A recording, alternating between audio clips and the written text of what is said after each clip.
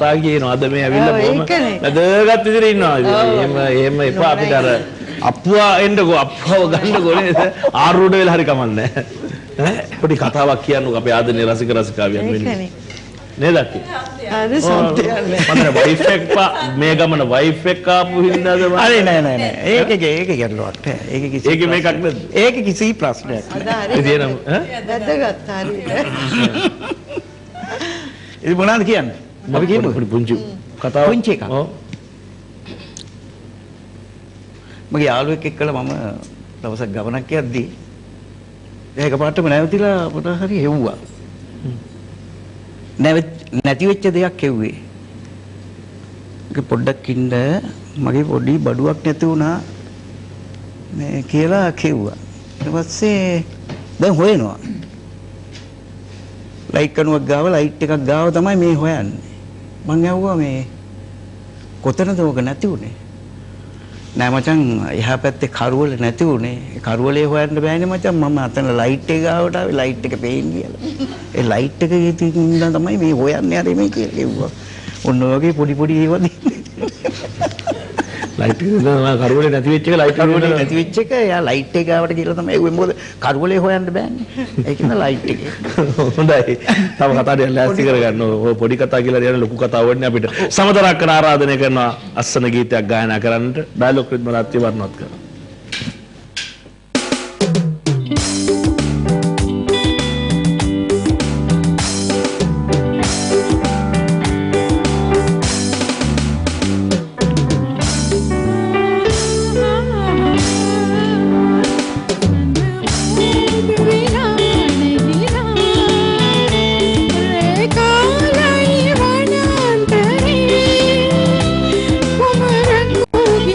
Thank you.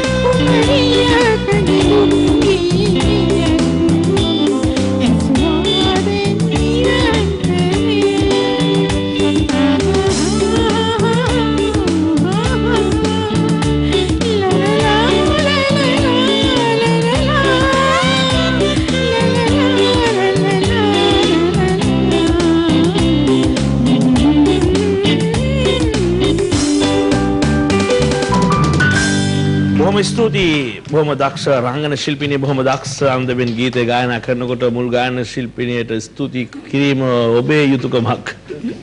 ගොඩාක් ස්තුතියි. ලතා Walpola මහත්මියත්, HR. Jothipala මහත්මියත් ඒ ගීතේ ගායනා කරන්නේ. හොඳයි. හිල්වල නංගි ෂූටින් ගිහිල්ලා අමතක නොවන අමතක වෙච්චයි කියලා කියන්නේ බා අමතක නොවන කතා එහෙම තියෙනවද? අමතක නොවන කතා නම් කීපයක් තියෙනවා. ඒකේ හොඳම කතාව තියෙන්නේ මම හිතන්නේ මගේ මුල්ම නාට්‍යයට මම සහභාගී වීම සම්බන්ධයෙන්. මොකද්ද මුල්ම නාට්‍යය? මුලින්ම මම රංගනයෙන් දායකනේ ක්‍රිස්ටි ෂෙල්ඩන් ෆර්නාන්ඩෝ මහත්මයාගේ T20 කියන ටෙලි නාට්‍යය. මගේ ගුරුවරයා. නේද? කිමානලකේ. ඒකනේ. ඉතින් මේ ශේෂ්ත්‍රය තුළ ප්‍රවීණ අධ්‍යක්ෂකවරයෙක් නිසා මම ටිකක් අර බයගතියකුත් තිබුණා මුලින්ම බෙනට් රත්නායක මහත්මයා තමයි මට මුලින්ම ආරාධනා කළේ. තප්පරයක් දෙන්න ගොඩක් වෙලා දුරකථන යදී සිටින අපේ හිතවතෙක් අයිබෝන්. අයිබෝන්. ඔබේ නම සඳහන් කරන්න. මම පිළියෙතර නවලපාරේ කුණිල්ල. ඔව් කාටද කතා කරන්න ඕනි? මට කතා කරන්න ඉලියස් දෙක් මහත්තයා. ඔව්. කතා කරන්න ඕන එයාට පළවෙනිම රමුස්කල්ල මහත්තයා ඔබට ගොඩාක් ස්තුතියි වැඩ කරන ඉතින් හොඳට කරගෙන යනවා. බොහොම ස්තුතියි. ඔව් මේ කවුද අපේ වාදර මණ්ඩලයේ මෙයාට ගොඩාක් ස්තුතියි. ශාලික මල්ලර අපේ ශාලික මණ්ඩලයේ මේ ඉලියස් දෙක් මහත්තයා මම ඊවරක් ඇවිල්ලා ඔබතුමාට කතා කරා මම ගොඩාක් සතුටුයි. ඔව්. මේ අපි ආසයෙන් ගීත ගායනා කරනකොට මේ පියාණන්ගේ ගීත හරිම හොඳයි ලස්සනයි. ඒකමාරේ මම ඉමක් කරන කතාවේ හැබැයි සිද්ධ කොටසක් නම් කියලා දැන් සම්පූර්ණව කියන්න ඕන අවස්ථාව ආවම පුංචි පුතේ පුංචි දුවේ ඉපදුන පිළිලක් ඔව් මම ගායනා කරනවා. අනිවාර්යයෙන්ම බොහොම ස්තුතියි ඔබට. ගොඩක් ස්තුතියි. තවත් එවැනි ඉල්ලීම් තියෙනවා නම් කතා කරලා ඉල්ලන්න. අය ඔක්කොම අද සින්දු 100කට යාලා ඇස්තිලා වෙලා ඉන්නේ. ඔව් ඒ ප්‍රශ්නයක් නැහැ. ඉතින් දැන් ප්‍රවීණෙක් හින්දා ක්‍රිෂිෂල්ඩ මනන්දු මහත්මයා ගාව වැඩ කරගෙන යනවා ටිකක් ගෞරවාන්විතද? නෑ වැඩ කරා යන්න කලින් තමයි සිද්ධ වුනේ. වැඩ කරන්න යන්න කලින් බෙනට් රත්නායක මහත්තයා මට ඔෆිස් එකට එන්න කිව්වා ක්‍රිස්ටි සර්ව මුණ ගැහෙන්න මේ මට රංගපාන්න පුළුවන්ද කියලා දැනගන්න. මොකද උන් දැනගෙන හිටියා මම සෞන්දර්ය කලා විශ්වවිද්‍යාලයේ නර්තනය හැදෑරුවට රංගනය පිළිබඳව මට දැනුමක් තිබුණ නැහැ කියලා. ඉතින් ඒ එන්න කියපුවාම මට කිව්වා පුතේ මේකේ චරිතයක් තියෙනවා හැබැයි මේකට ස්කූටි පදින්න ඕන. ස්කූටිය පදින්න පුළුවන් නම් විතරයි මේකට ගන්න පුළුවන් කියලා. ඇත්තට මේ විදිහම ස්කූටියක් පැදලා තිබුණේ මම අල්ලලවත් තිබුණේ නැහැ ස්කූටියක් ඒ වෙද්දි. මගෙන් අහුවා ස්කූටි පදින්න පුළුවන් නම් මේ චරිතයව ගන්නවා කියලා. ඉතින් මට ඒකට යන්න තිබුණ ආසාව නිසා මම ස්කූටියක් පදින්න පුළුවන් කියලා එලා බොරුවට කිව්වා. ඊට පස්සේ ෂූටින් වලට දිනක් දීලා මම යද්දි නැවතත් ඇහුවා ක්‍රිස්ටි සර් නිල්වල ඇත්තටම මට මේ බයිසිකල් පදින්න පුළුවන් නේද කියලා. මම කෝ මට පදින්න පුළුවන් කියලා මම ගෙදර ගිහිල්ලා මල්ලි කතා කරගෙන පුරුදු වුණා මම. ගෙවල් ළඟ තියෙන පොඩි රබර් වත්තක් ඒකට ස්කූටියක් අරන් ගිහලා රුපියල් 500ක් දීලා මේ ගෙවල් ළඟ මල්ලි කෙනෙක්ගේ ස්කූටියක් අපේ මගේ මල්ලි ඉල්ලන ආවා. අය පුරුදු වුණා ඊට පස්සේ. ඇත්තට පුරුදු වුණාට මම පුරුදු වුණේ අර මේ වැලි පාරක. මට ෂූටින් ගියාට පස්සේ මට මුල්ම දිනේ ෂූටින් වලටනේ මේන් රෝඩ් එකක බයිසිකලේ පදින්න බොයිෆ්‍රෙන්ඩ් වත් තියාගෙන. මගේ බොයිෆ්‍රෙන්ඩ් හිටපු කෙනා ගොඩක් අපහසුතාවයටපත් වුණා මේ මගෙත් ගරුගත කිරීම කරද්දී කොහමරි මම ෂෙඩියුල් 3ක් වැඩ කරලා යම් අවස්ථාවලදී මට ප්‍රොඩක්ෂන් එකේ තිබුණ හෙල්ප් එකෙන් මම වැඩේ ගොඩ දාගත්තා. හැබැයි අන්තිම දවසේ පැකප් කරන්න තිබ්බ දවසේ මම තාප්පයක් කඩාගෙන සුරුවමුත් කඩාගෙන අපි රාගමදිය ෂූට් කරේ. එදා උපුණා මට මේක කරන්න බැහැ කියන එක. ක්‍රිස්ටි සර් මට ලොකු දායකත්වයක් දුන්නා ඉතින්. එහෙම තමයි රංගන දිවි ආරම්භ කරගත්තේ. තාප්ප කඩාගෙන සුරුවක් කඩාගෙන තමයි ආවේ නේද?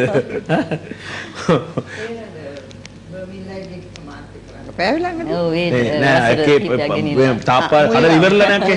තාප්ප කඩලා සුරුවන් කරුවට පස්සේ අතෝ කියන්නේ දැන් පුළුවන් දැන් අවුලක් නැහැ. කිසිම ප්‍රශ්නයක් නැහැ. අයියේ ඉල්ලියම ඉටු කරමුද එහෙමනම්?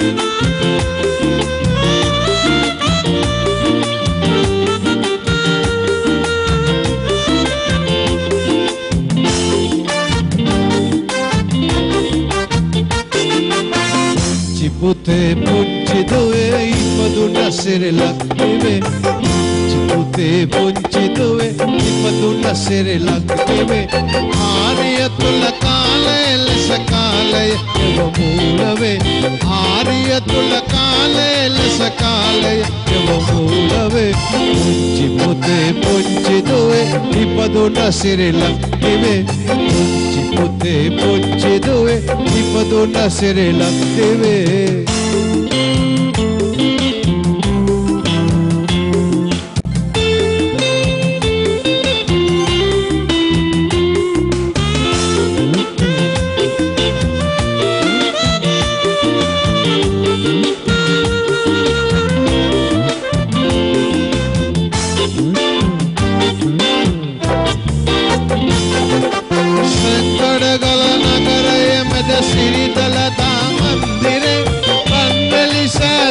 Maabo pepale anurapure Sankadagala nagaraye mada siri dalada mandire Pandelisa siri maabo pepale anurapure Erata mutete kisade Indiya mahasagare Indiya mahasagare Chipute punchidove ipaduna siri laktive Chipute punchidove ipaduna siri laktive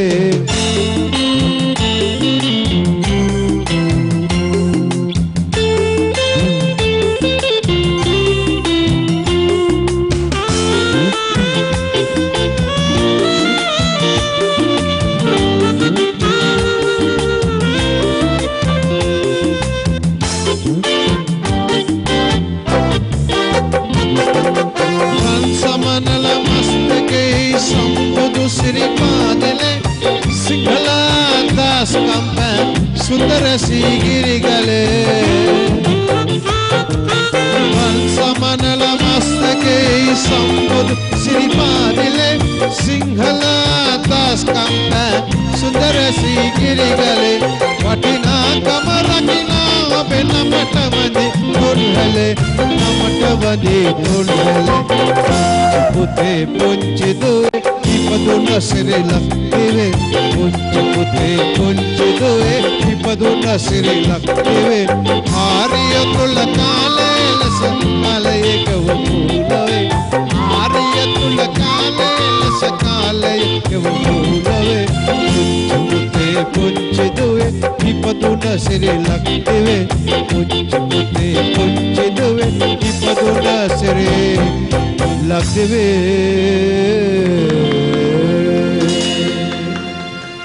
බොහොම ස්තුතියි ඉලියාසයි බොහොම ස්තුතියි උන අපේ ආදරණීය අසන්නාගේ නරඹන්නාගේ ඉල්ලීම අපි ඉටු කරා අයියේ මේ ගීතෙට කොච්චර කල් ඇද්ද මම හිතන්නේ මේ ගීතෙත් ඒ වකෝන් වලට මම 1900 මේක පද රචනය කාගේද මම හිතන්නේ අල්විස් මහත්මයා ඩොනල්ඩ් අල්විස් මහත්මයාගේ බෙක් මාස්ටර් ගීත කීයක් විතර ගායනා කරලා ඇද්ද අයියගේ මතකෙ විදියට මා දන්න තරමට නම් තාත්තා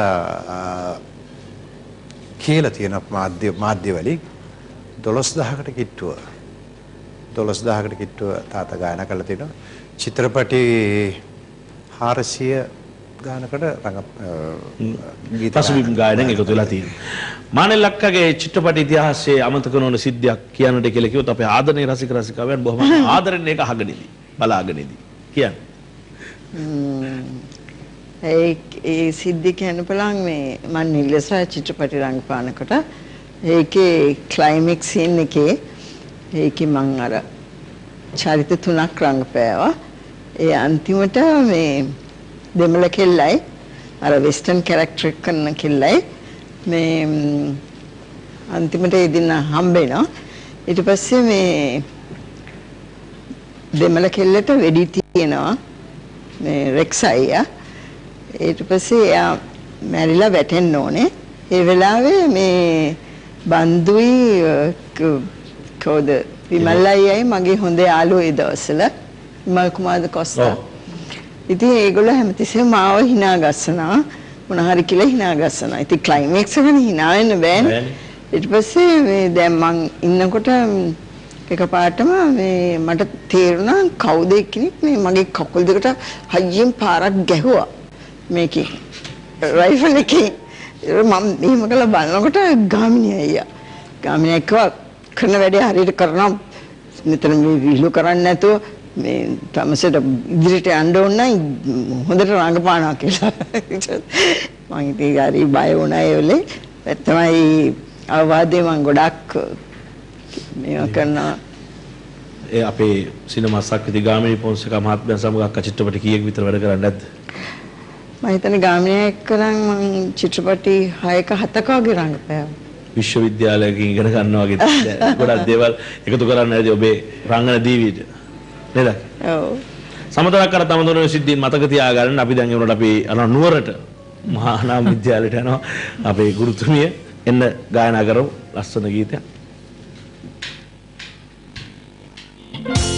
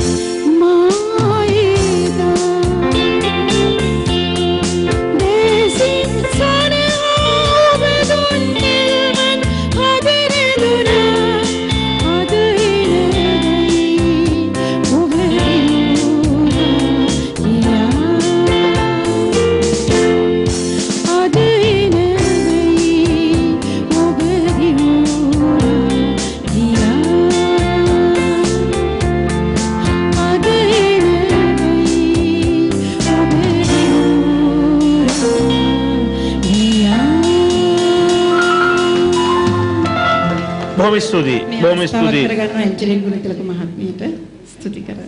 බොහොම ලස්සනයි. බොහොම ලස්සන ගීතේ ගායනා කරා. ඒත් සමගම අපිට දුරකථන මතුමුත් ලැබෙනවා. අයිබෝවන්. අයිබෝවන්.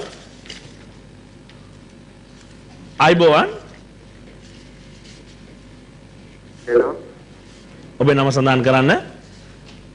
චම්පි කතා කරන්නේ. ඔව්. කාටද කතා කරන්න ඕනි? ඉලියස් බේක් මාමට. ඔව් කියන්න. හෙලෝ. ඔව් කියන්න. ඇහෙනවා. මට මාමයි ගාගන්න පුළුවන් මේ ලෝකතර ජීවිතයේ ඒ ජීවිතේ කොටස අනිවාර්යයෙන්ම ඔබ වෙනුවෙන් අපි ඔබේ ඉල්ලීම ඉටු කරනවා මේ විරාමයෙන් අනතුරුව.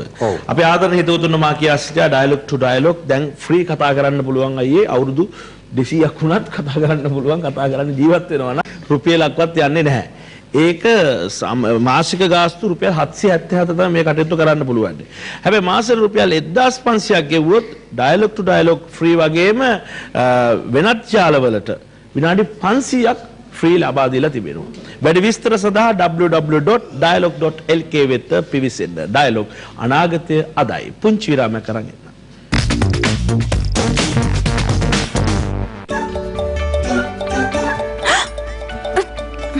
එක දවසක්